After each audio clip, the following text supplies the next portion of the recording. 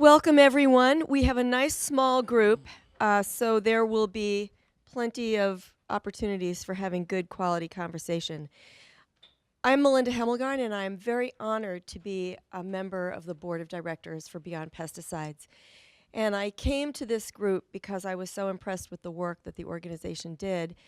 Professionally, I'm a registered dietitian, and I remember the day that I learned that water was our most important nutrient. And you know, I wish I would have learned that in kindergarten, but it took me a while. And with all of the work that we've seen going on with Standing Rock, water is life, it truly is the most important nutrient for us to be talking about. And what's so interesting is that I think we've been able to take water for granted. And 2 years ago, I pulled out an article from the Minneapolis Star-Tribune. I don't know how many of you saw it. It was titled, "In Farm Country, Tainted Water is Just the Way It Is." And as a nutritionist, as a mother, as someone who swims and plays in water and has had their children playing in water with her, this is not acceptable. Tainted water should not be just the way it is. So we have to find action steps and be familiar with the research. We have an outstanding panel, and I want to just review who is going to be speaking and in what order. Mr. Duane Ninneman is the Executive Director of CURE. He'll be our first speaker. And he is, let me find him on my list. This is kind of crazy. Here we go. Okay, sorry about that.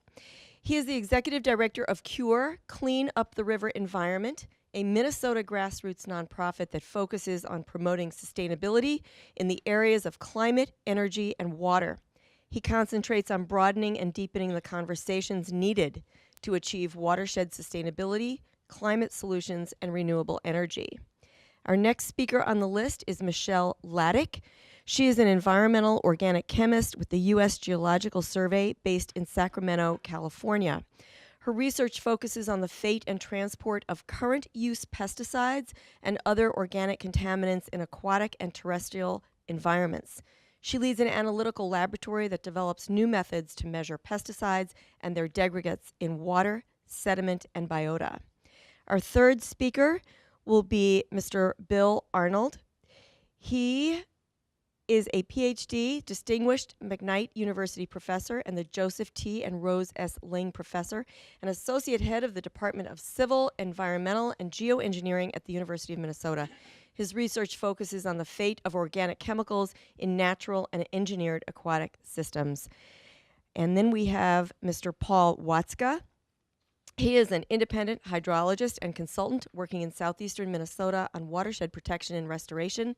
He previously worked as a hydrologist for the Minnesota Department of Agriculture and Minnesota Pollution Control Agency. In addition to his work on water issues, he and his family operate a small organic farm where they grow fruit, specialty vegetables, and nut crops near Weaver, Minnesota. And last but not least is Beyond Pesticides Science and Regulatory Director, Ms. Nichelle Harriott, and she will be giving a short presentation, about 5 minutes, just prior to the Q&A period to discuss EPA's 2017 preliminary risk assessment for neonic risks from exposure and the importance of public comment and engaging with federal and state agencies. So without further ado, let me welcome our first speaker, Mr. Duane Ninneman. Duane? Thanks, Melinda.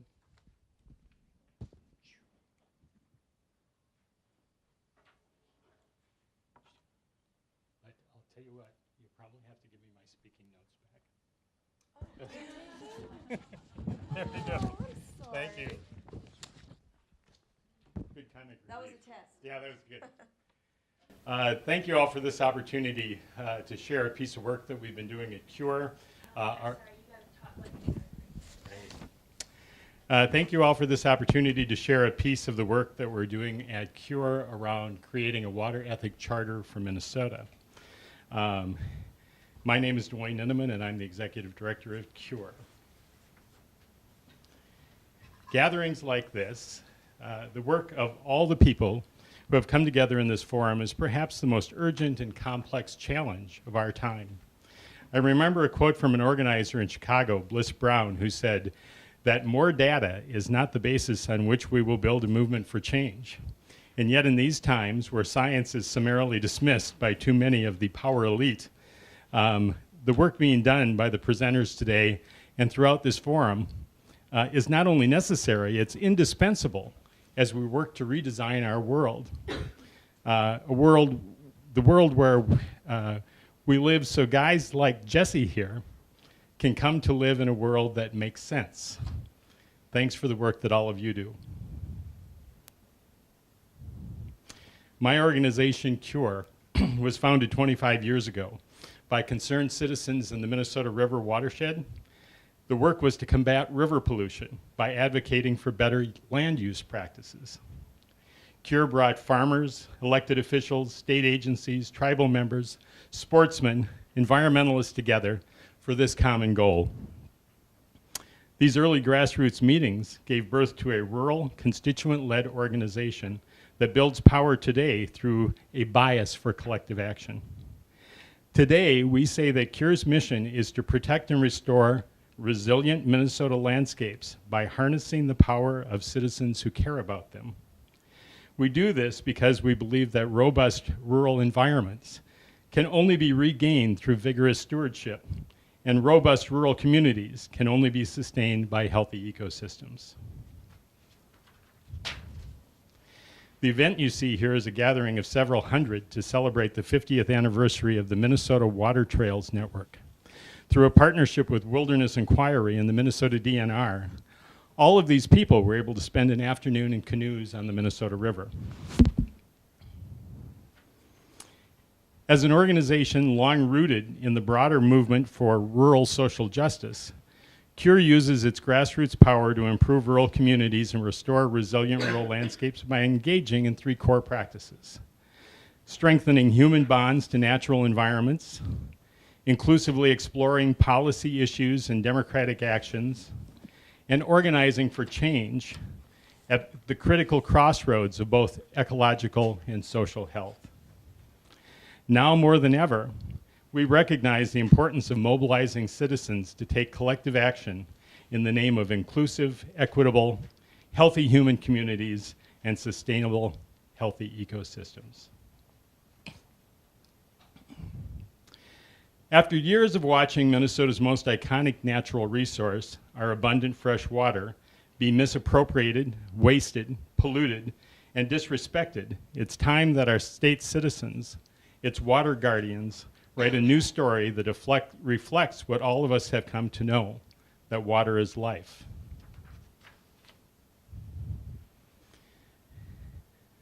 This is the underlying reason we are creating a water ethic for Minnesota.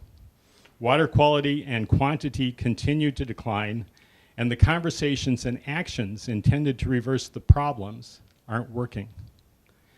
More often than not, our state's most powerful interests, like our agricultural industrial complex, have shown little sincere interest in solving environmental problems like water quality decline. With Big Ag, it's a continuous loop of recycled and polarized conversations that always seem to start in the wrong spot. In the face of environmental and human health risks, we must first protect an unsustainable, entrenched corporate agricultural system. We fail to take meaningful action and regulate against polluters for fear we might disrupt that system. We might harm its profitability. I have a friend who believes that no one can effectively take on the Big Ag mafia. Minnesota's policymakers, for the most part, are not up to the task of understanding the complexity and urgency around the issues that this forum is addressing, nor does current leadership value authentic citizen participation. In this slide, on this particular day, CURE helped bring 18 citizens, including 8 farmers, to testify on a contentious bill that was moving through the legislature. The Senate committee chair allocated only 15 minutes for all 18 to testify and stated that he didn't really want to hear from a bunch of farmers. Coming up with a comprehensive solution to fixing this problem or any other serious issue we might face seems far away.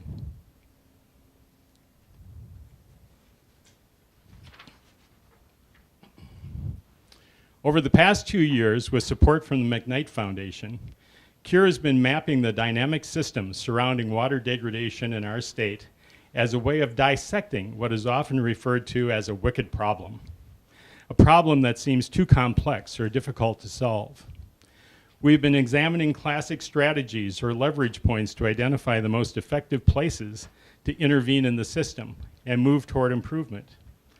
While there are many leverage points, at the top of the list created by Donella Meadows and first published in 1997 is transcending paradigms, the intervention where we can go beyond just challenging fundamental assumptions to actually changing the values and priorities that lead to the assumptions in the first place. And that's the work, to engage not just stakeholders, but on behalf of all citizens, two-legged, four-legged, plant and animal, alive today and those intended to live in the future, to draft a water ethic charter that at its core establishes a system of beliefs and values to inform and influence our behavior, especially based on what is good and what is bad, and with the moral duty and obligation that affirms that water is indeed life. In February of 2016, Governor Dayton called Minnesotans to a water summit to address threats to Minnesota's iconic waters. When the summit opened to more than 800 participants, the governor began by naming the problem, degraded water as he has observed it in the state. And in his charge to the summit attendees, he said that what we need most in Minnesota are not more laws and regulations that try to require or reward clean water practices. They are last resorts. What we really need is to establish an ethic of clean water practices, that clean water practices are every Minnesotan's responsibility, and that anything less is unacceptable.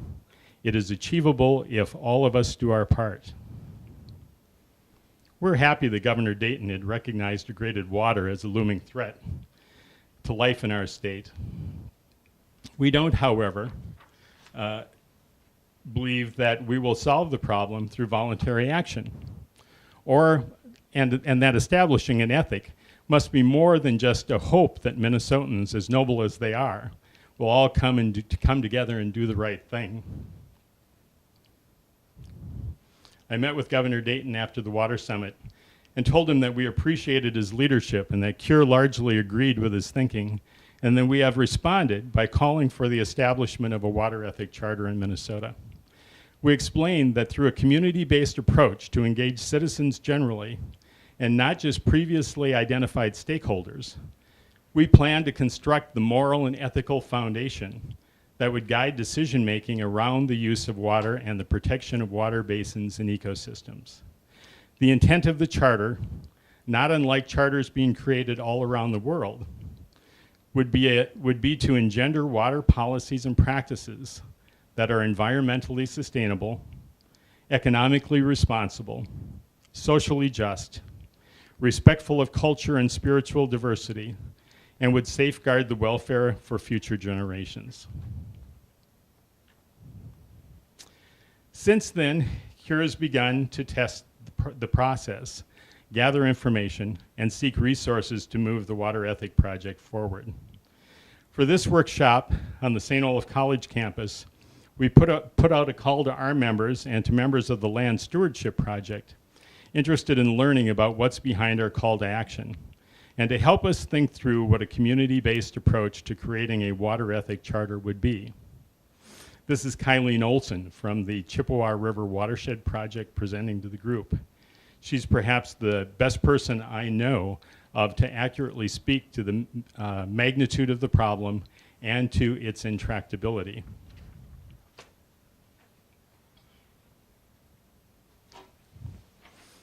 CURE employs some of the most skilled and enthusiastic facilitators to lead meetings that value our participants' time and get the most out of every meeting. This is Andrea Fox Jensen.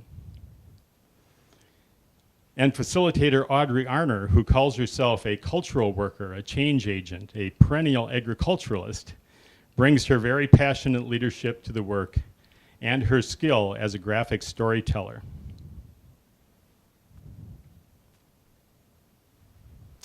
In the end, it will be our success in bringing the passion and wisdom of rural people to work, to do the work of drafting and endorsing a water ethic charter for Minnesota. It will be the success of moving beyond long-held assumptions and entrenched patterns that will change the landscape. It will be this that will allow us to envision and bring about a more sustainable and equitable world deeply rooted in the morals and values of a socially and environmentally just society to meet our obligation to all of those who come next. Thank you.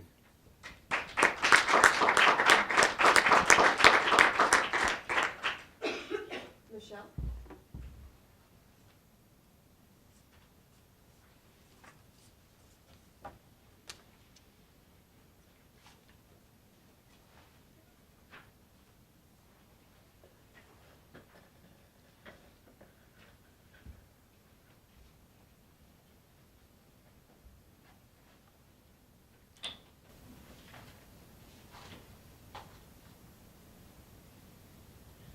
All right. Well, thank you all for being here, and I'm excited to be able to come to Minneapolis. Most of my work, I do work in California, and a lot of my work is California-based, but I also do a lot of nationwide work. And so today I'm going to focus on a lot of the work we've been doing in the Midwest with our kind of this whole issue with changing pesticide use and how that becomes a challenge for watersheds. So pesticide use is constantly changing. There's constantly new compounds. It says on. So is that good? Yes. Okay. So, you know, new compounds are being introduced onto the market. There can be changing pest pressures or resistance with those compounds that are currently being used. And there can also be restrictions or concerns about compounds that are currently on the market or have previously been used. So there's always this changing thing. There's also the whole issue of changing crop types. One example I always like to give is that in California, they used to grow a lot of cotton, and then that was changed over to almonds. A lot of that was driven by the emerging nut markets in Asia, and so it became more profitable for farmers to plant almond orchards, which is a completely different growing crop than cotton. You have different pesticide use, sort of a whole different sort of agriculture. So this can also change what might be affecting your watersheds. And then more recently, which is the one I'm going to talk about more, is this change in application techniques. So we've gone from granular and spray applications to some of these seed coatings. So I'm going to focus mostly on insecticides, just as an example. Because it's really applicable and it really does highlight this changing use. So I just showed a timeline kind of how insecticide use has changed over time. You know, in the 40s you had the advent of DDT and that's widespread use. But then of course you had, you know, environmental problems, and so then DDT was banned. So going to the more recent past, in the 90s there was a lot of use of the organophosphates, chlorpyrifos and diazinon. But then as there became more concerns, especially health concerns and human health concerns, and a lot of aquatic life concerns, a lot of those uses were restricted. And so then you saw a lot of, in the 2000s, you saw the pyrethroids. While they'd been around, you saw them starting to be used more and more. And then as there were potential concerns about the pyrethroids and also the introduction of more neonicotinoids, you saw their use increase, especially in the 2000s. So why are neonics so popular? Why did we start using them more? They are the most widely used insecticides in the world. They have both agricultural and home and urban uses. They're structurally based off nicotine. That's why they're called the neonicotinoids. And they're neurotoxic to insects. So this made them, as they were able to synthesize them and sort of use them, they found they were active against a broad spectrum of insects, which became very appealing to the people that were interested in them. And one of the other that was, you know, good advances, especially when you look back at some of the insecticides like chlorpyrifos, The neonicotinoids are less toxic to vertebrates. Vera touched on that in her talk about, birds and mammals. We have different systems, and so this class of compounds is less toxic to certain organisms that had been of concern before. One of the things and that has allowed the neonics to be seed coatings is that they're systemic, which means they can be taken up by the plant. They're highly water soluble, so they can be taken up by the plant roots and taken out into the leaves, flowers, and pollen to further insecticidal activity. And so what this really said is that you could target the application. You could coat your seed with this insecticide instead of having to, spray a whole field. And currently, these numbers change, but this is really, really increased, and I'll show some figures that nearly all corn and about a third of soybeans planted today use a neonic, which I'm focusing on. I will also note that they also usually include 1 to 5 fungicides, which is a whole separate talk. And so this just kind of illustrates the whole environmental fate of neonicotinoids. Like I said, they're highly water soluble, and that's how they can get taken up into the plant, especially with these seed coatings. But because they're also highly water soluble, that, once they're in the ground, if there's any sort of rainfall or irrigation, they have a high likelihood of being transported off-site into our waterways, which is kind of the focus of this session. And there's some conflicting numbers about how much of the seed coating is actually taken up into the plant. I've heard anywhere between 2% and 20%. So a lot of, these neonicotinoids that are used as seed coating are not actually taken up into the plant. So I kind of used that timeline earlier about sort of the changing insecticide use, and I want to now kind of focus on changing insecticide use also has sort of an environmental fate change. So if you want to look at the organophosphates, they kind of straddle that line if they were sometimes in the water, but they could also be hydrophobic enough that you would sometimes find them in the sediment. The pyrethroids, mostly they're very hydrophobic. You usually find them in the sediment, whereas now the neonicotinoids, they're really water soluble, so you're typically going to find them in the water. And this really changes, sort of the environmental fate. If you're a compound that's going to absorb to the soil more, your off-site transport from where you were applied is going to be different than if you're water soluble. So at the USGS, we're always trying to, look at pesticides, look at pesticide trends, look at pesticide occurrence in different areas. So one of the first studies we wanted to do is we wanted to know what was the sort of neonicotinoid occurrence in our U.S. waterways. There hadn't been a lot of work. There had been some work, especially focusing on imidacloprid, which has been used a lot longer than some of the other neonicotinoids. So on the left, you just see a use map. This is for imidacloprid from 2014, and you can just see kind of, where a lot of that use is. It's centered in the Midwest. You can also see a lot in California's Central Valley. So a lot of these ag growing regions have the highest use of these compounds. And then I just showed you, total use by year of the 3 most widely used neonics. And as you can see, about 2004, their use really started increasing. And that was with the introduction of seed coatings, especially as you can see for clothianidin, those yellow bars are corn. So it's commonly used as a corn seed coating.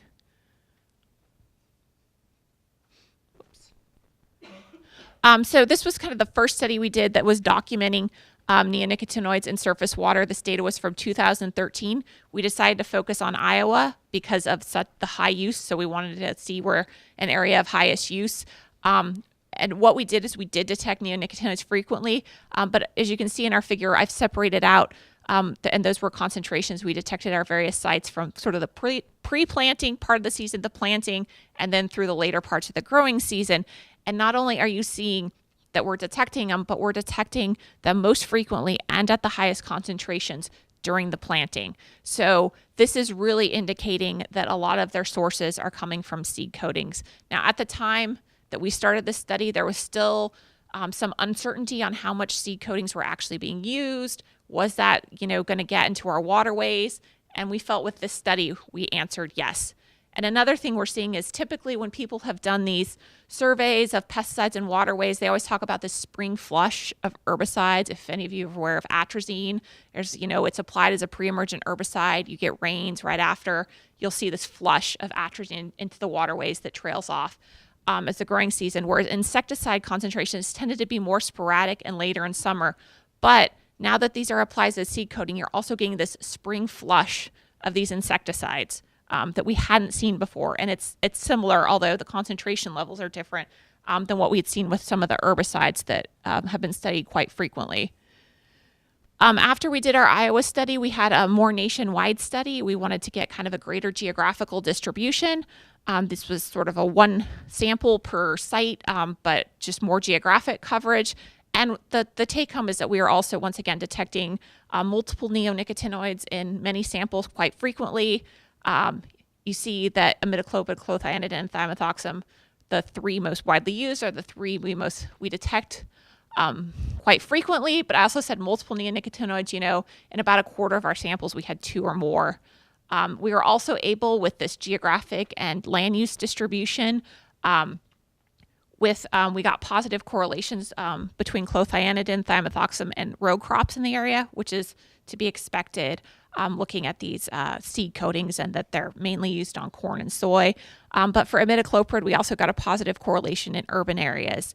And as you've seen in some of the other talks earlier, that imidacloprid, there are also urban uses. Imidacloprid is one of those that's not only used in ag, but also in urban areas.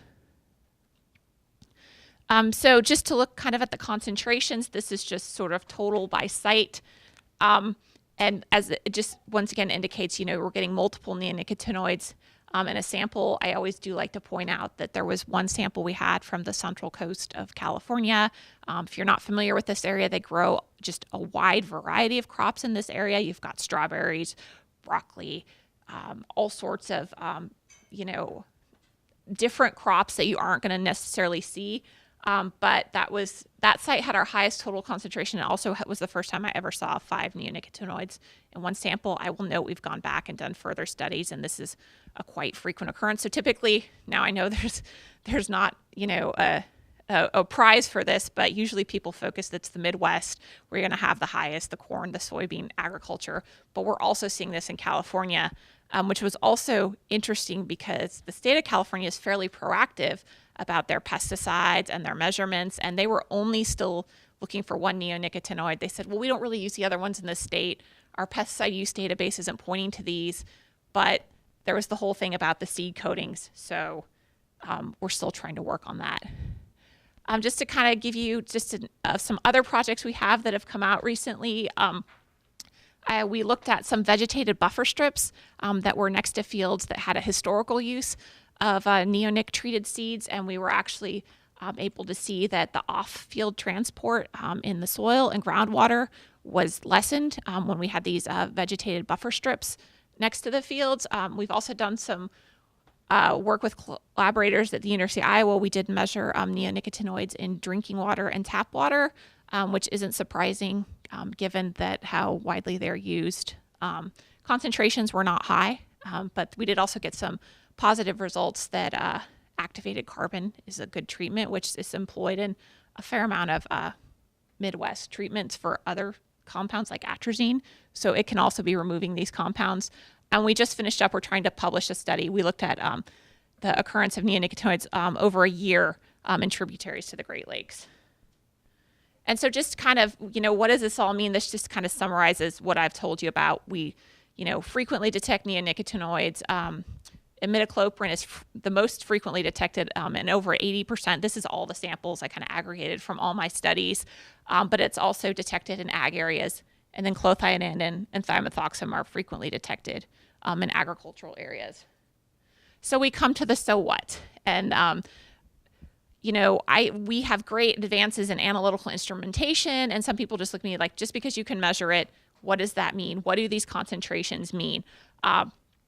And so when I was first doing a lot of these samples, I will say that, the,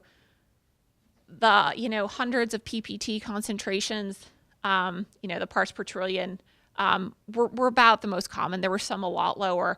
And at that time, if you looked at the EPA aquatic life benchmarks, I don't have the acute EPA benchmark on this slide because it's off scale.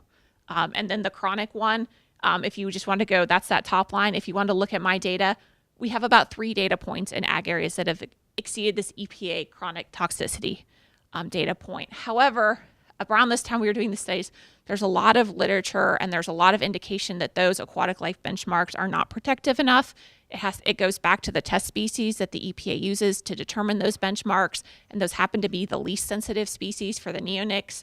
So there's been a lot of other work.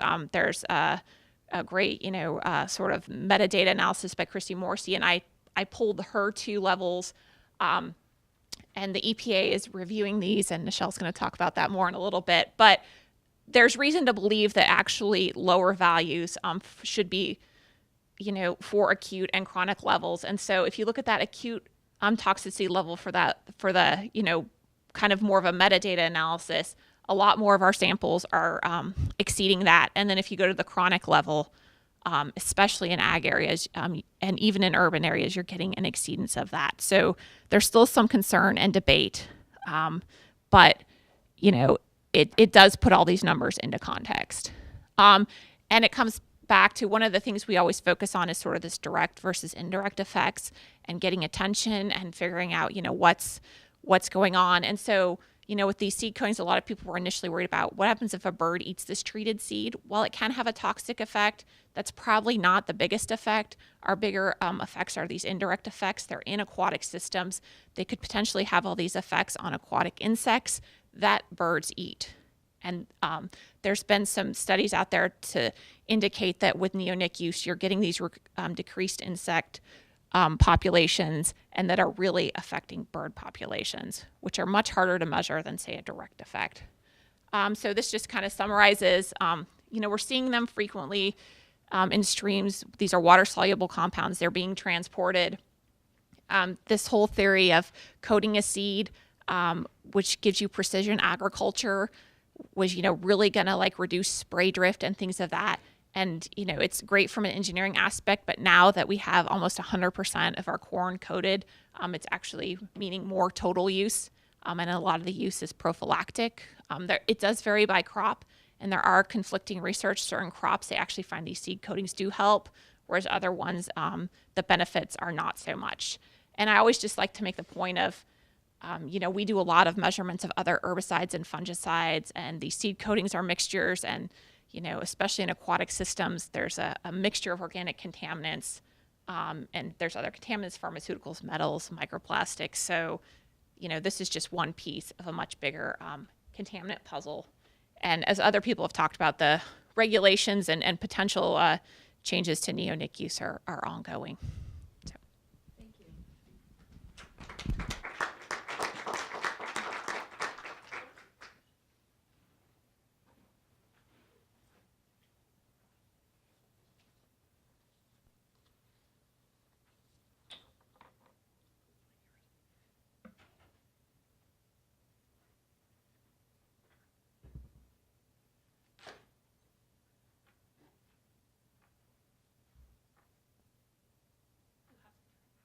No, it says PowerPoint's not working. Now it's working. There we go. It has a delay.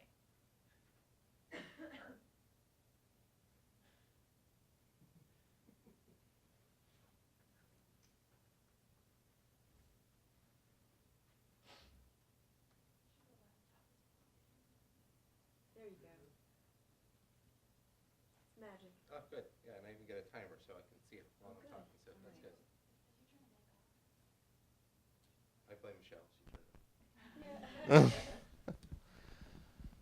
Well, morning, everyone. I'm Bill Arnold. If you walk about across the bridge that way, maybe about a third of a mile, you'll wind up in my lab in the Civil Environmental and Geoengineering building.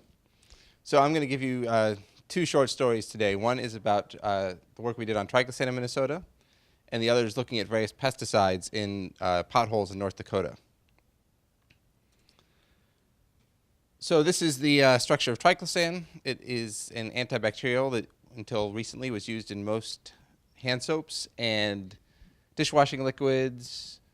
It's in toothpaste. So anything that's labeled antibacterial would have triclosan in it, especially if it was a liquid product. The only approved use of FDA approved use was the use in toothpastes. So I'm going to give this portion of the talk on a timeline. So this all started in 2000. I was a new assistant professor here. I'd gone to an ACS meeting and seen a talk from the USGS. They had these fancy new mass spectrometers. They could see all these pharmaceuticals in water. And one of them they saw most often was triclosan, something like 58% of the water samples. So Chris McNeil here was a chemistry professor at the time. We had both just started and were new assistant professors. We were looking on things to work on. And I came back and we had lunch. I knew he was interested in singlet oxygen and photochemistry. And I said, well, you know, these compounds have been through wastewater treatment plants. They're out in the rivers. Maybe reaction with light or photolysis was going to be an important process. And so we started working on this together. So the first result we found was that triclosan, if you raise the pH above 7.5 or so, it deprotonates, and most of the waters here in Minnesota are pH 8 or so. And when you deprotonate it and you shine light on it, it forms this dioxin here. So this is 2,8-dichlorodibenzodioxin. Dioxins, of course, are a very widely known class of toxic chemicals. There are 209 different dioxins. This is only one of them. And 2,378 is the most toxic form, so you need 2 more chlorines on there. And all the toxicity for the World Health Organization, they're for things with 4 chlorines and up. And so we thought this was interesting, and we put out a press release. We were assistant professors. We figured we needed a little bit of publicity. And we got a few media interviews, but not much went on beyond that. So a few years later, we're continuing to work on this, and Minnesota passed the Clean Water, Land, and Legacy Amendment in 2008. So this was a constitutional amendment actually raising the sales tax in Minnesota. So people are willing to tax themselves for things that they believe in. This was passed by a wider margin than President Obama won the state of Minnesota. So you have a engaged citizenship that cares about water in Minnesota, which leads as we go down the track here. So about the same time that happened, we discovered that not only was triclosan going into the environment, but these things called chlorinated triclosan derivatives. So when chlorine in Minnesota and various other places around the country, before we discharge wastewater effluent into the environment, we disinfect it. Let me rephrase that. We treat it with chlorine. We do not remove all of the bacteria in it. We knock it down quite a ways, especially in Minnesota it's during the open water season. So between April and October, we add chlorine to the water when people are more likely to be swimming or drinking it. And what happens is you partially chlorinate the triclosan. So now you have 3 different compounds that are chlorinated triclosan derivatives. So now we have 4 different compounds going out into the environment. And lo and behold, those chlorinated triclosan derivatives, when you shine light on them, they form 3 dioxins as well. So now we have 4 different dioxin molecules that can form, 1 with 2 chlorines, 2 with 3, and 1 with 4. So this is the point where, as someone who is trained as a lab-based environmental chemist, we realized, okay, we need to go and take some field samples, and we started with sediment cores.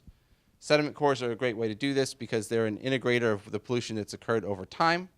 So we worked with Dan Engstrom at the Science Museum of Minnesota, and he is one of the world's best people at dating sediment cores. And so we went to Lake Pepin was the first spot, took about a meter-long core, sliced it up, and you can see, look at the lead-210 and the cesium profiles in the core, and the bottom of the core is about 1850. The top of the core was 2008 when we took this sediment core. So what do we find? Well, before 1960, triclosan hadn't been invented, and so we don't see any triclosan in the sediment cores. Well, okay, a little before 1960, we see a little bit of triclosan, but there's some sampling errors and there's some mixing in the sediments, so the dating and the chemicals aren't going to match up perfectly. And as triclosan was incorporated into more and more consumer products, we saw triclosan concentrations rise in the sediment core. So up to about 15 nanograms per gram of triclosan in the sediments in the bottom of Lake Pepin. The dark symbols are sediment core taking about 2/3 of the way down Lake Pepin. The white symbols are at the top of Lake Pepin. And for anyone who knows about Lake Pepin issues, sedimentation is a big problem in Lake Pepin. And so up in the upper part of the lake, there's rapid sedimentation. So the meter-long core only went back to about 1985. Also, in the same core, we looked for that 2,8-dichlorodibenzodioxin that came from triclosan. None before 1960, and the pattern is basically following that of triclosan. So we've got nice evidence here that this particular dioxin is in the environment because we're putting triclosan into the environment. So this got more media attention when we put this press release out.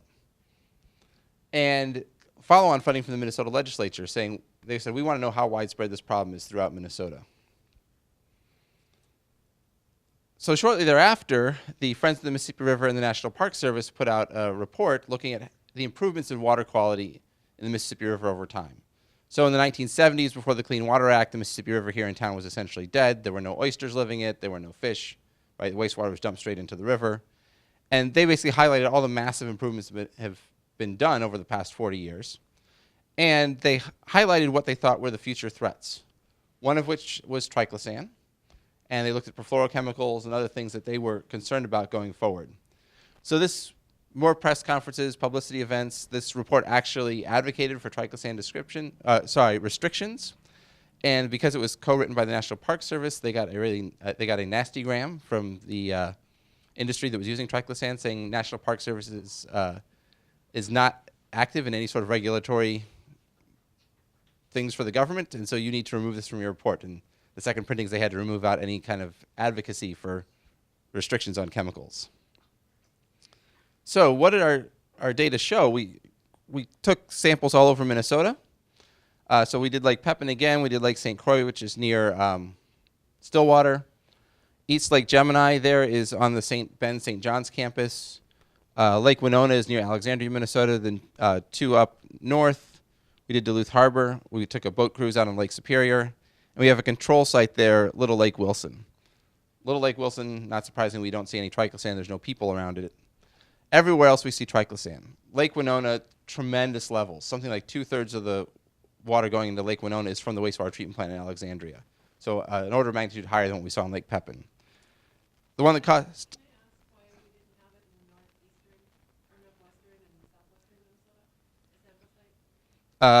we can only drive so many places, only have so much money. But if there's wastewater flowing into your lake, there's triclosan in it. So this is out 7 miles offshore in Lake Superior, right? And we can see triclosan in the sediment out in Lake Superior. It's 10 times lower than we saw in Lake Pepin, but there's not very many people out there either. So this is transporting. So now you do press release number 3. You see it's all over Minnesota. We looked for the chlorinated dioxins from the chlorinated triclosan derivatives. We found those as well. And all the patterns are very clear that these dioxins were coming from triclosan use. And so wide media attention on this one, 2 op-eds in the Star Tribune. Actually, a nice front page article the same day President Obama was inaugurated in 2013. So there's a picture of the president and a triclosan story. So now, this was funded by the legislature, and so now action starts to occur. First thing, Governor Dayton signed an executive order saying all state agencies cannot purchase products that contain triclosan. This was in 2013. There was a bill to ban all triclosan in Minnesota that was introduced in a legislative session. I got to go testify for this. So the Friends of Mississippi River were there advocating for this. The Minnesota Department of Health was advocating for it. The American Cleaning Institute flew in a whole bunch of lobbyists who were against this.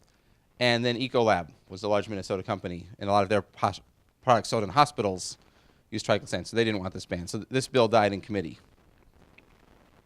December 2013, FDA put out their statement saying that manufacturers have this certain time window where they have to show that triclosan-containing soaps are more effective than regular soap and water and safe for long-term use.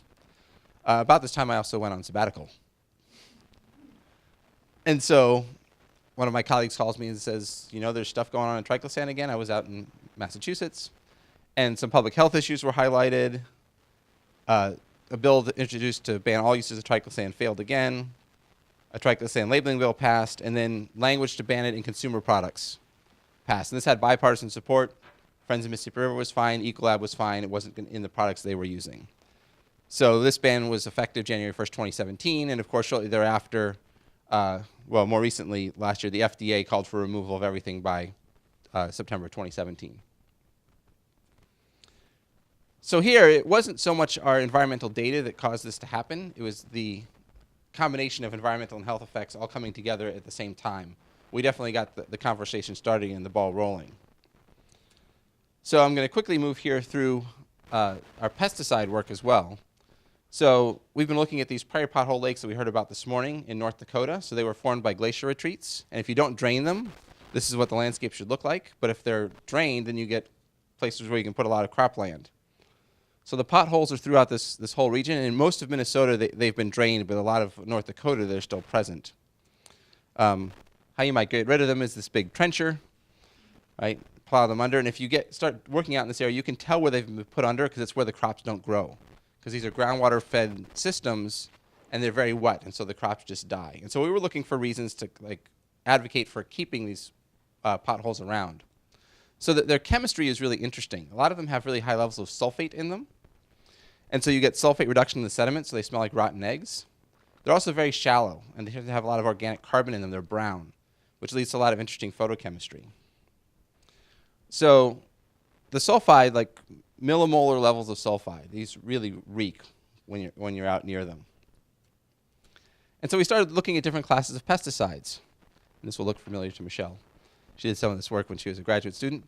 We have the same PhD advisor. So we showed that for these chloroacetanoids, commonly used herbicides, depending on the structure, small tweaks in the structure, dramatic changes in reactivity. We looked at the dinitroanilins. So these are the yellow compounds probably none of you put on your lawn to prevent crabgrass growth. Right? And again, depending on what substituents you have on there, you can have half-lives that are in just a few hours to many days. And so small changes in pesticide design lead to big changes in pesticide lifetime. So that's in the sediments. The next thing, we wanted to look in the water column as well. You get all these reactive intermediates that form in the water column due to sunlight shining in the lakes. And they're only about 2 meters deep, so you can see the bottom. And at the top, we have data where you have dark controls. If you just put it in pure water, it's the red symbols. You see some degradation. You put them in the the surface waters from the potholes, and they go away generally much faster. There's interesting chemistry that's going on in these systems. And what we found is that for a lot of these systems, it's actually an oxidant that wasn't really widely known. It's a triplet state excited organic matter, which you don't need to know the details of. But it's something that people hadn't really assessed as being important for the fate of pesticides as of yet. So there was this extra degradation process here. And so what we found all this was really a way to advocate to farmers to keep their wetlands around on their croplands or adjacent to their cropland. If you are going to use pesticides, right, you can pick the ones you know are going to degrade quickly. If you have a wetland that's got a lot of sulfur in it and these pesticides happen to get into the sediments, you pick the right pesticide, they'll go away fast. Also, if you have these shallow waters, the sunlight's going to degrade a lot of these pesticides as well. So there's other issues here, right? What are the reaction products? Are those reaction products still toxic? But there's guidance here that can go back to industry and say, if you have to use a pesticide and you're going to design it, design one that degrades quickly. And also, these wetlands are a way to really protect versus downstream. And Michelle showed some of this as well. If you can destroy the pesticides near where they're used, they're not going to contaminate the groundwater or the surface water down there. And the other reason to really preserve and restore these wetlands is that they're where all the ducks breed, right? And so Ducks Unlimited is interested in this as well. We've actually started to look up at wetlands up in near Crookston, where, I forgot the nonprofit that's destroying the wetlands. We're trying to figure out if you have a restored wetland versus a native wetland, if you get the same chemistry or not. Because of course, once you've plowed under the wetland and then brought it back, it may not act like the natural wetland did. So with that, I will, my time is up, so thank you.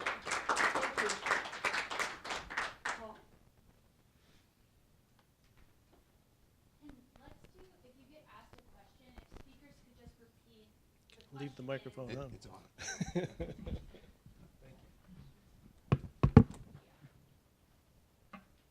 also have a big time at the end of the session for questions. So if you could ask one, just repeat it because we can't pick up what the question is.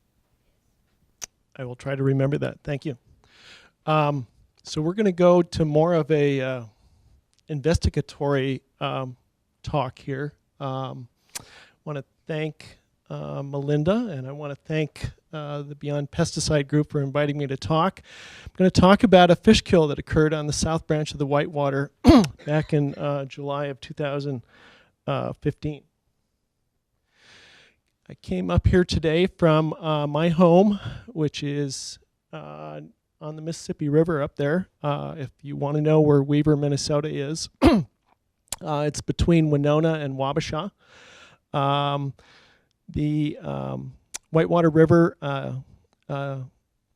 drains into the Mississippi River at that point, and as you can see, roughly 2/3 of the watershed is cultivated, and the area around me is wooded blufflands. We have some of the steepest slopes and the most erosive soils in Minnesota. And as such, we have a real fragile landscape.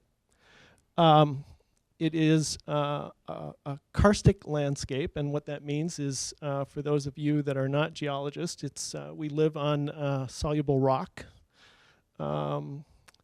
And we have a number of interesting features in our landscape, sinkholes in particular, blind valleys, and I like to think of our landscape as being not distinct surface water and groundwater, but really one system of water resources. Hydrologists like to talk about how quickly water moves through this landscape. We work in about 6 orders of magnitude. That is, water can go from miles per hour to centimeters per year. And so there is this very close connection between ground and surface water that on pictorial form of what I'm talking about, that's a sinkhole in the middle of a soybean field. And this is the main branch of the Whitewater last August 11th. Yes, that is chocolate brown water, and that's how these fairly pristine rivers look after a rainstorm. The Whitewater watershed is known for a 70-year history of conservation. We're estimating over $10 million of conservation money has been spent there. In the last 30 years, renewed emphasis has been on soil erosion. We have high bacteria levels in our stream, as well as high nitrate contamination. Basically very little has changed here in the last 2 or 3 decades. This is Where's Waldo? This is what the landscape looked like back in the 1930s. The soil, at that time, the Soil Conservation Service, the SES, showed up in Winona County as one of the first places that they worked after the Dust Bowl. So fast forward to July 28th, 2015. We had a major fish kill on the south branch of the Whitewater River. 6.2 miles, a blue ribbon trout stream. Estimated greater than 10,000 fish were killed.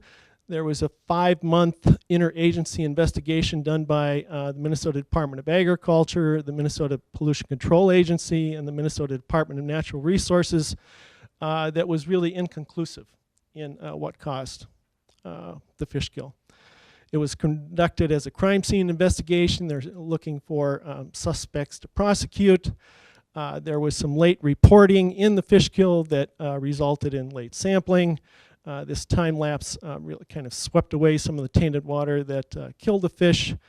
And the aftermath, the agencies really failed to conduct a risk assessment where they define probable causes in which to advise landowners and residents of the watershed really how to avoid a reoccurrence. So, forgot to bring up my folder here. For folks that want to learn about how to go about investigating fish kills, because maybe in your future, there's a 1990 manual put out by Fred Meyer and company out of the National Fish Lab down in La Crosse. It's online. You can get a copy of that, print that out. Excellent procedural ways to go about determining causes of fish kills. Fish kills are important because they're graphic evidence of serious problems, lake streams and watersheds. There can also be human health concerns, in addition to the obvious damage to ecosystems and fisheries resources. And again, if the fish kill is caused by human or corporate actions, litigation and possible court-awarded damages can follow. So what's unique about this particular piece of stream is that it's roadless. It is really hard to get to. And it is one of the truly beautiful pieces of southeast Minnesota. It is buffered. It's a little bit hard to see on this map, but it is buffered by the Whitewater Wildlife Management Area on both sides for most of its length. However, even very large buffers, when they're on very steep slopes, they just don't work real well. And again, the fact that we still have fish is one of the reasons that we had a fish kill. Got to think about that for a minute. So one of the culprits, alleged culprits in this was the storm. Okay, and as a hydrologist, I want to quickly dispense with that in a number of ways here. So what this is a hydrohyetograph of that particular storm. One of the ways that your legacy money is going to work is by having real-time continuous monitoring. There used to be, you would have a hard time finding a USGS or other monitoring station within 50 miles of a fish kill. Well, in this particular case, there's 5 of them in the Whitewater alone. So we had real-time monitoring to really help us understand what took place. It just so happens that the total rainfall here is between 1.5 inches and 2 inches. It occurred over 11 hours. It is really the kind of midsummer rain that we pray for. And it is needed during that time of the year. If you think about the end of July, getting a 1 or 2 inch rainfall is what's going to keep us growing, keep us green. We can evapotranspirate that amount of rain every week off of a cornfield. So we need that replenishment. So we can go and look at rainfall over time, that hyetograph, key that out, a number of different ways you can go about it. But the return interval for that particular rain is we get about 1 to 2 a year. So it is a typical storm. Now the importance there goes to the fact that very large storms will dilute out toxins. You're not going to see the kind of concentrations that are going to look like LC50s. A typical rainstorm, if it occurs in close proximity to applications of toxins, can do exactly what we think happened. And so a better question to ask here is why, when we have 8-foot tall corn and 3-foot tall soybeans, are we getting significant amount of runoff? All that water should be absorbed, should be going into the crop, but in this particular case, it did not. So what caused the fish kill? Bring out another piece because we've got some good scientists here of helpful scientific literature. This is toxicity, sublethal effects, and potential modes of action of selected fungicides on freshwater fish and invertebrates. Great USGS article that came out in 2014, well timed. My compliments to USGS. I was informed before and during the fish kill by my neighbors of aerial applications that were going on. One of my neighbors was a organic dairy farmer, and she was pretty upset about it. She wanted to bring the kids in. And she got so upset about it, she went to the co-op. She said, I want to know what you're spraying. She found out it was a compound brand name called Headline. Wonderful, wonderful name these folks come up with. The active ingredient, which was pyroclostrobin. The other woman that called me was her husband was out cutting hay, and he got sprayed on the tractor.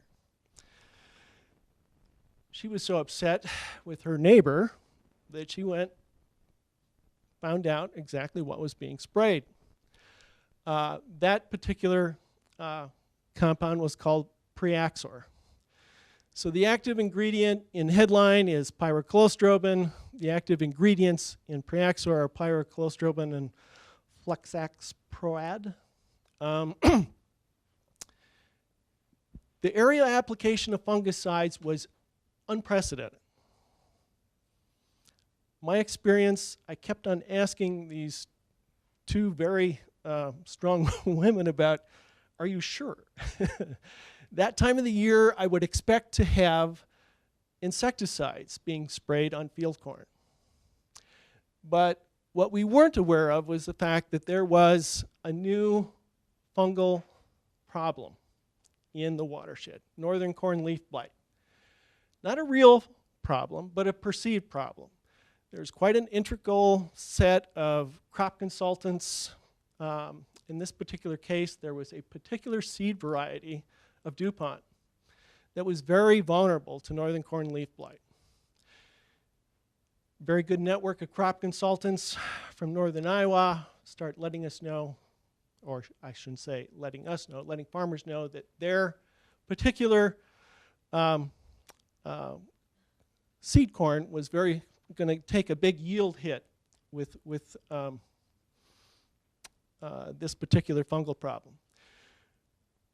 What is not talked about in any of the online literature for either of these two compounds is the fact that these compounds are highly toxic to very highly toxic to all aquatic life. That includes fish, inverts, plants, and algae, and can easily cause a top to bottom poisoning of a lake, stream, or wetland. Pyraclostrobin has an acute toxicity to some aquatic life at as low as 3.1 ppb, and LC50 for rainbow trout at 6.2. So, another interesting thing about the pyraclostrobin is it was approved for use for plant health. The Minnesota Department of Health has a little brochure on their website about how pyraclostrobin will get into the environment, and it simply says it'll be carried into stormwater runoff or when sprayed aerially.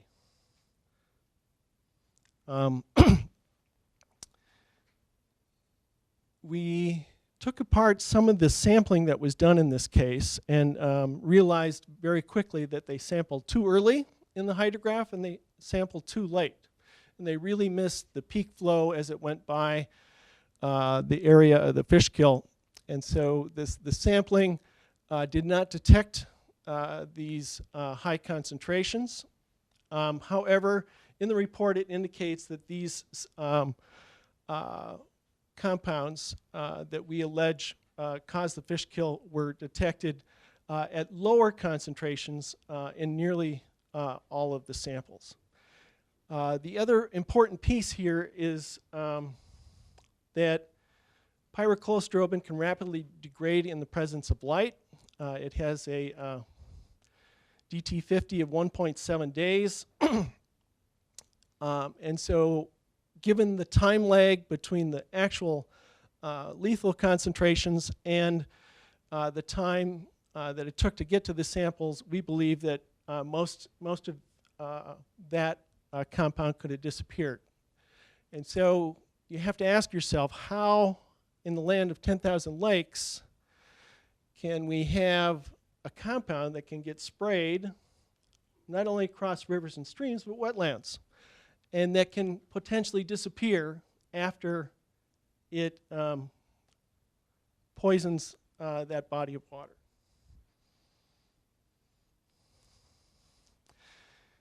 From a farmer's perspective, it's costing about $15 an acre to get that particular compound applied. $9 per acre for the application, $6 per acre for the chemicals. The information on the website indicates that you'll get about a 4% or 4 bushel per acre yield boost from doing this application. So it's the net cost is about zero. Keep in mind that, and again, this is based on the EPA registration review in 2014, that nearly 1 million pounds of this pyroclostrobin is applied annually on about 50 million acres. It has, since 2008, been approved on the major crops grown here in Minnesota, corn and soybeans. So we've concluded that if you didn't want to find something, you would look in all the wrong places at all the wrong times for all the wrong things. This was a key time to really start talking about some of what we feel are some of the worst parts of contemporary row crop agriculture down in southeast Minnesota. We did make a really good effort to get some of this information out, and it was very well covered, not only in papers here in the Twin Cities with the St. Paul Pioneer Press and the Star Tribune, but local papers in Winona and Rochester, as well as Trout Unlimited Minnesota did a really, really nice job on reporting this. The long-term effects for the watershed are unknown, but it is clear that this fisheries was in trouble before the fish kill. After the fish kill, they did some sampling last fall, and the biomass numbers are up around 30 or 40 pounds per acre, but it is still down from where it was back in April of 2015 at roughly 70 pounds per acre. Mr. Wotzka, we're running out of time, and maybe we can hold some of this for questions. I got 2 minutes left. Okay. I'm just really finishing up. So this is the State Park Beach. Good question to ask. Is it safe for drinking, swimming, or fishing? We need to do a more sound environmental risk management assessment as opposed to a crime scene management. There was little or no enforcement actions taken against what we think were some of the more egregious violations. If you see something, say something. There's the state duty officer, as well as reporting to the Minnesota Department of Ag any pesticide misuse. They need to investigate that. We need to talk about soil health, and there is some wonderful talks that are going on about that here. But this is our farm Tuesday this week. So the relationship between soil health and watershed health is really important, and it's something that we need to explore. And finally, I don't get a chance to come to the Twin Cities to talk about the wonderful things people do about supporting local, supporting organic, but Wendell Berry says it all. He says that eating is an agricultural, ecological, and political act. And Michael Pollan has got some wonderful quotes in Omnivore's Dilemma about agriculture has done more to reshape the natural world than anything else humans do, both in terms of its landscapes, composition of its flora and fauna. So thank you much. Thank you.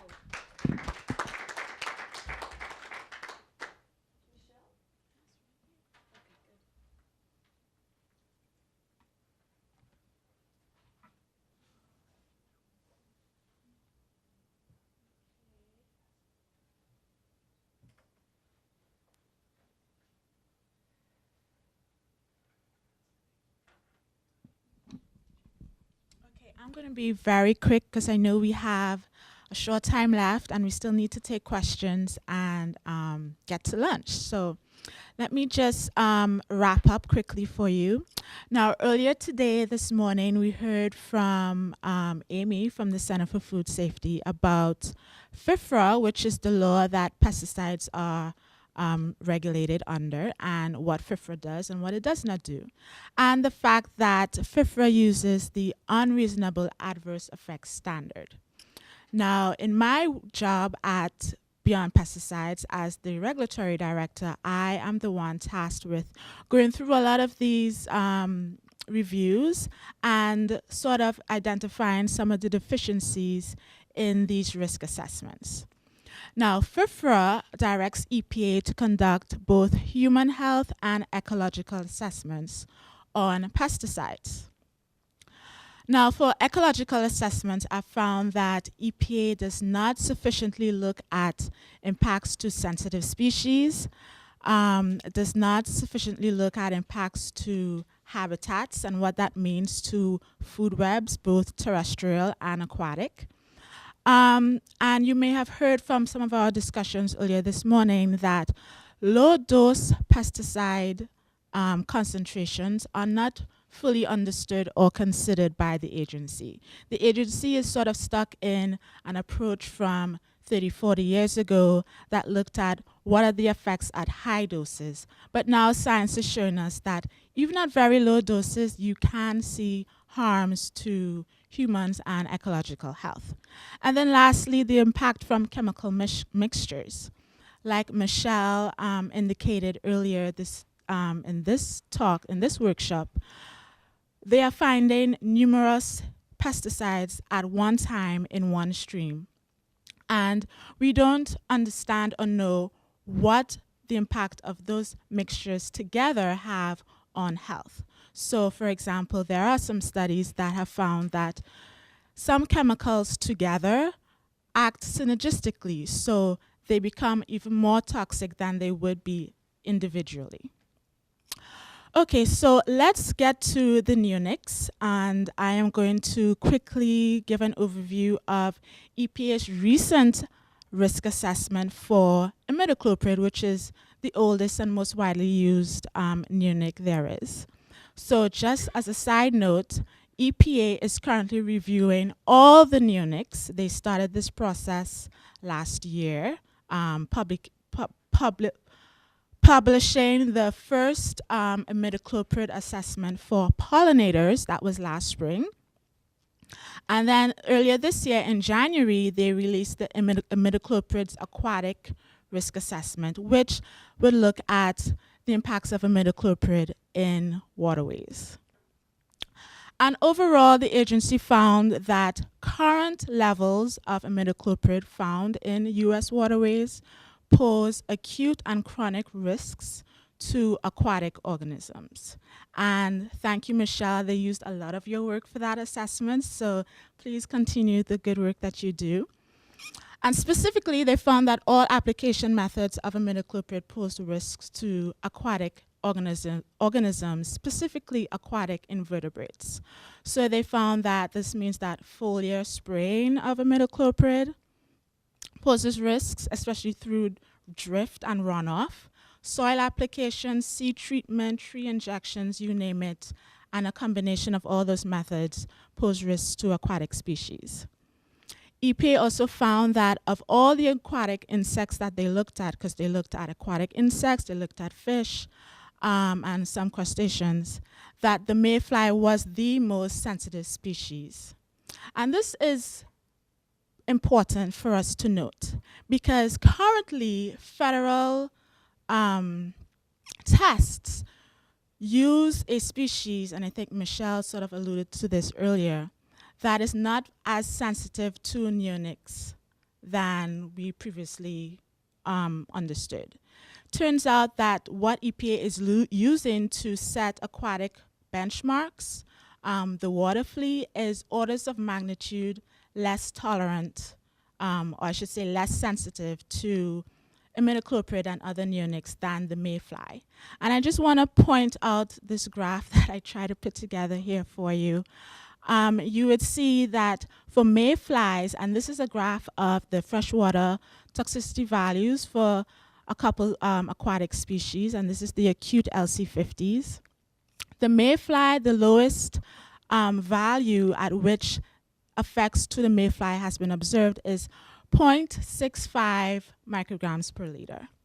look at where EPA's benchmark is. EPA's benchmark for acute toxicity for freshwater invertebrates is about 34.5 micrograms per liter. So they are looking at effects of imidacloprid at 34.5 currently, but we're seeing that for at least mayflies and caddisflies, the effects are occurring at several magnitudes lower.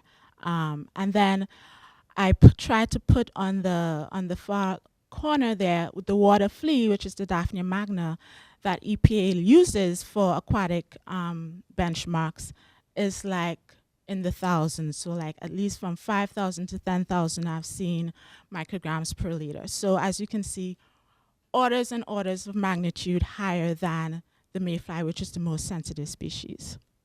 So that means that current aquatic benchmarks do in fact underestimate the risks to other sensitive species in the watershed. So what can we do about this? And this is the most important part, and I hope that you guys will be able to take away that we do need to take some action, especially for the neonicotinoids. Now, a lot of the work has been focused on pollinators, but as we're seeing with the new science that is coming out, a lot of work is now finding that they do, in fact, also pose risks to aquatic insects. So what can we do? Well, Beyond Pesticides and Center for Food Safety and a host of other NGOs have been trying to apply pressure to EPA to restrict neonicotinoid pesticides based on their high toxicity to pollinators and now aquatic organisms. Interestingly enough, late last year, Canada proposed to phase out, I should say, over 3 to 5 years, the use of imidacloprid in agriculture. And since Canada's PMRA and EPA work closely together, we are hoping that the EPA would follow suit. But with its new political climate, it's sort of up in the air. So here's what you can do. We urge you to submit comments to EPA when you see them. Please sign up for our action alerts. We routinely let those who've signed up know when the comment periods are. Please submit your comments. Also, you can call your member of Congress to tell them to ask EPA to take action. There are a couple pollinator bills regarding neonics floating around in Congress, in the House and the Senate, that should be introduced soon. So we can let you know when that is and, you know, contact your member of Congress and urge them to support these bills. And like we're hearing today, at least from yesterday, is we can work in our communities to pass policies to restrict the use of these pesticides ourselves. And there's a lot of work going on here in Minnesota that is pretty awesome. So I hope you guys can get involved in your communities. And if you need help, please feel free to reach out to Beyond Pesticides. We, you know, continuously work with local communities to help them pass policies regarding pesticides. And then you can, you know, be conscious at the register. Support organic foods, support organic food systems, because they use techniques and methods that are not as dangerous to non-target species. And just a note for those who have gardens, when you go out to buy your seeds or your seedlings, please ask and make sure that these seeds and seedlings are not treated with pesticides, be they neonics or fungicides or anything else, because as we've seen, these chemicals do stay in the plant for the life of the plant. And at least for pollinators, you know, they remain in the pollen and nectar. And then when the rain falls, it washes off and goes into the waterways, and then we have harms to aquatic life. So, I just want to note one more thing. At our registration table, we have our latest publication, Poison Waterways, which sort of goes through the work of Michelle and others, sort of identifying some of the risks posed by neonics in waterways. So please feel free to pick this up at the registration table. Sort of summarizes everything that we've been talking about today. If you have any questions, feel free to ask me. I'll be around downstairs. And I think that's it. So let's We've- open up for questions. Yes, absolutely. So if all the participants could take a seat at the table, we can open this up for questions. Thank you very much, Nichelle.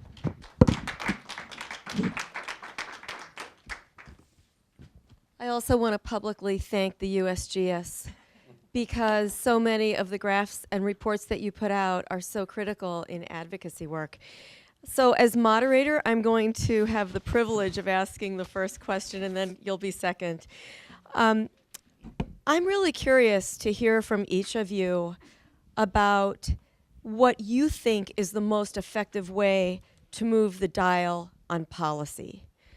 And I suspect that maybe some of you may even have been silenced in your work. But that being said, and with funding issues being critical right now, what are your thoughts on how to move the dial from a policy perspective? And you can jump in whatever order you choose. I think one of the most effectives is citizen action. So the more widespread an issue is known, and the more people that email and call their legislators, that seems to have an effect. Well, for some people. Were you discouraged from speaking to the press as a university employee? No, I just have to make clear that my opinion is not that of my employer. Sure. So. Yeah. I mean, I think, to echo Bill's, just, to speak up, act locally. A lot of times you can get some more changes done in your local communities if enough people speak out. It's sometimes a little bit easier than to try and do a larger scale thing. Yeah. I in my position, I work for a government agency where we do not set policy. We do not advocate policy. We provide data, and it is our goal. And we pride ourselves on providing good data. But as a scientist, that sometimes limits how we can take stuff to the next level. So I do lean heavily on other people to kind of take that and implement it into policy. Well, it's a great baton to pass for action. Anybody else want to respond?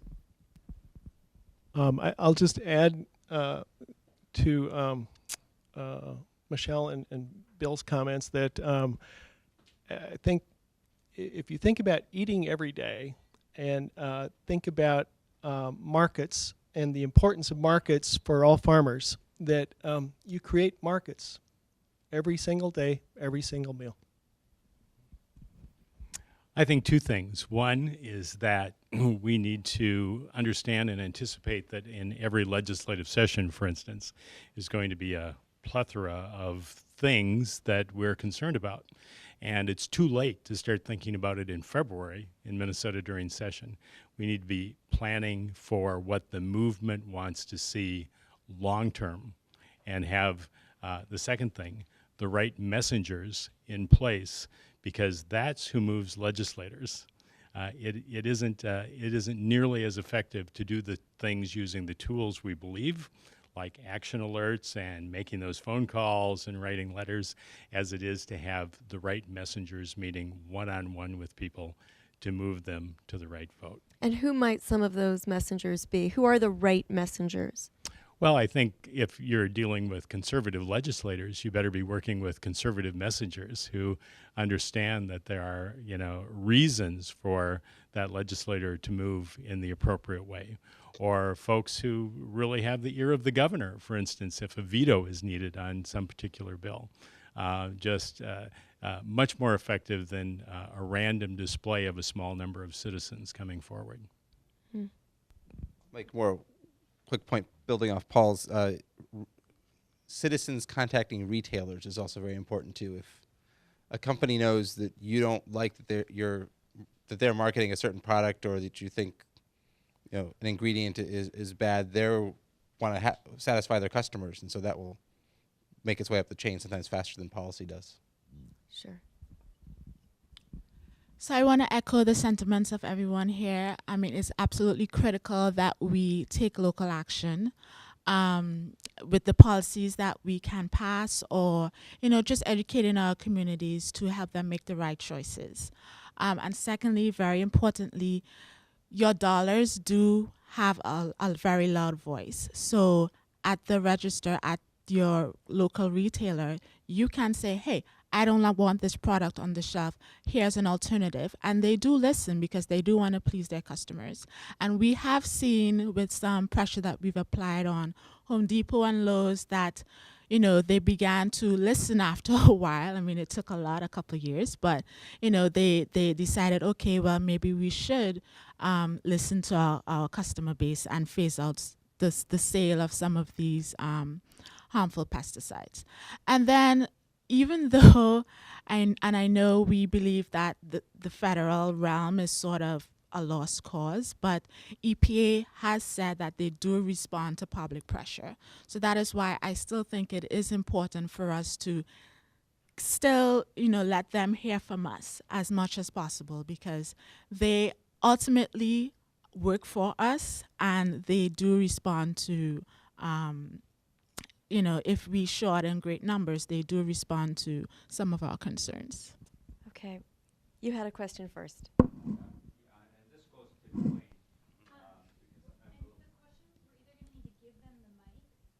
Oh, of course. It's easier for you to Thank you. I'm on our county board in Wisconsin, Douglas County in the north, and so I'm interested in that process because on the county we have a way of magnifying our voice through our resolutions that go to our state organization and our legislators.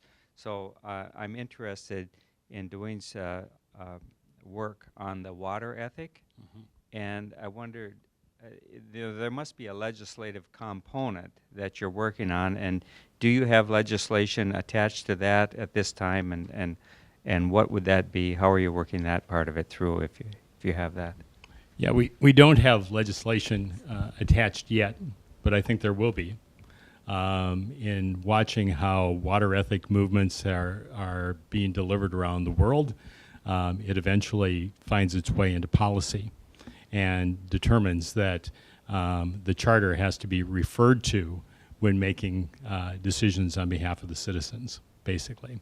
So I think you're absolutely right. The idea that from the grassroots through county governments, through associations like Farmers Union, from virtually anyone that considers themselves to have a voice in creating a water ethic for how government is going to be influenced in making policy, all of those avenues need to be explored. When we were at the governor's first water summit, he had made this call to action, and yet it went right over the heads of nearly everyone who was there. But the people in the room who kept bringing it back into the conversation were all the nuns that were there from convents. So, it speaks to that idea that the broader the conversation and the deeper the conversation, the more effective creating a water ethic charter and its endorsement are going to be. Anybody else? We'll go here and then in the back. Oh, thank you. I was waiting for the question. Thanks. I have a question for Dr. Hladik. I was wondering if you were mentioning that you found neonics, like up to 5 different neonics in given samples, and is there a combined effect of those, or cumulative or synergistic? Like what, when say a bee is, exposed to that many different ones at once, or aquatic invertebrates are exposed, can you expand on that? So for that, the data is not fully out. I mean, they do have different toxicity values for the different neonics. Some of them are additive. So say if you had, imidacloprid and thiamethoxam, it would be similar, although imidacloprid is typically the most toxic, especially to bees. Some of the other less frequently detected ones, like dinotefuran, acetamiprid, are less toxic. The actual synergistic effects are still unknown.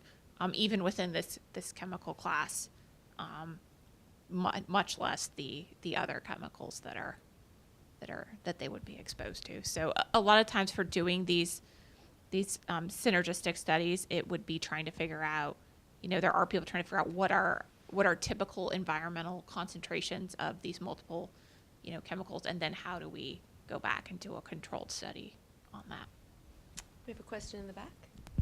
Hi, Mark Rosenberg. I'm a watershed citizen advisor for the Minnehaha Creek, and I've been concerned about the cultural practice of lakeshore owners treating their lakeshore. They're permitted by the DNR to use aquicides. And if you've walked through a True Value store in the last couple weeks, you cannot even breathe. There are so many chemicals being offered. And the end cap, they have a milfoil killer. I've seen commercials on Saturday morning for aquicides on Fox fishing programs. And the commercial features a family of children after a treatment jumping into the clear beach area. And most lakeshore associations are 501(c)(3)s.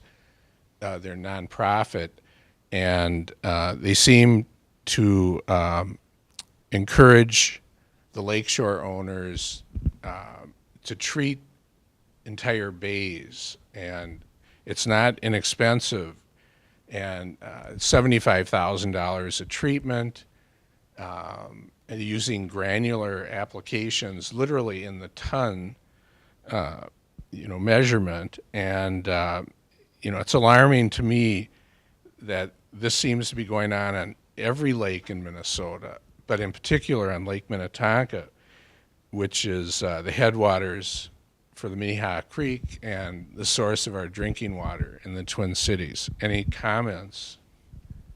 Thank you. I live out there, so I'll make another comment later, but I don't want it recorded. It's an extremely difficult balance, right? Because the milfoil isn't supposed to be there, right? But then the only way to do it is to do these high doses of chemicals, and I would agree that there's probably unanticipated effects there as well. And the uncontrolled nature of that makes me uncomfortable, is what I'll say.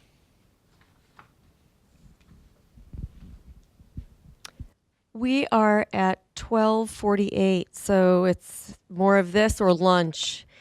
So I would like to suggest that we continue this conversation over lunch. I want to have one last thank you to our panelists, to the questions that were posed, and I want to make sure that everyone gets a copy of this report on water quality.